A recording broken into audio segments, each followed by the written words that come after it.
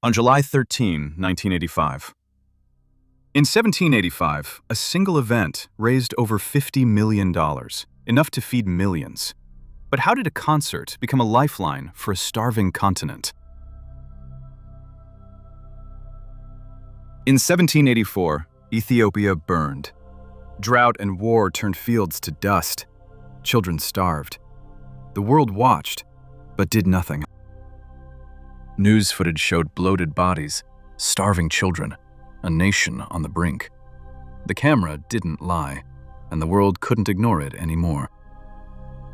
Irish rocker Bob Geldof saw the footage. He screamed at his TV. "This is a disgrace," he said. "We have to do something, now." Cold War tensions simmered. Africa's pain was a distant echo. But in Europe, a new idea took root, that music could bridge the gap. U2's Bono joined the cause. "We can't let this die," he said. "Music has power, and we'll use it." Charity telethons failed. Too small, too slow. But what if the world watched live, together, as a single, unified event? On July 13, 1785, two continents met.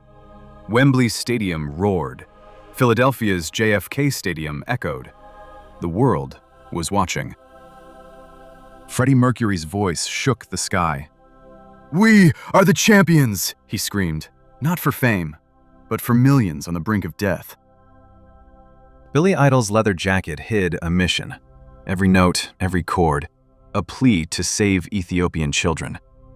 The crowd didn't just watch. They believed. Over 100 million people watched, from London to Lagos. The concert wasn't just music.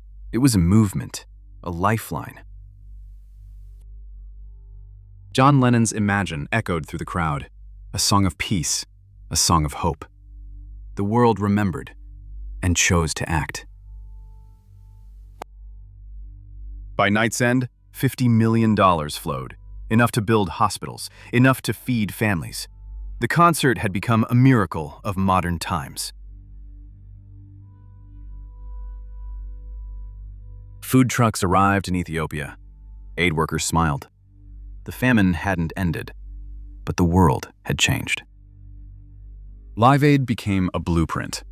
Concerts for AIDS, for climate, for peace. Music proved it could move mountains. Bob Geldof never stopped fighting. One night, he said, "We showed the world what music could do. We'll keep doing it, forever." In 2015, Liveaid returned. The same stars, the same mission, a reminder that hope never dies. Ethiopia rebuilt. Schools opened, roads connected towns. The world had learned a single event could change a nation's fate. Over 300 million lives touched, $2 billion raised. Liveaid wasn't just a concert, it was a turning point in history. What happens when music meets crisis? Explore the story behind the greatest live performance in history.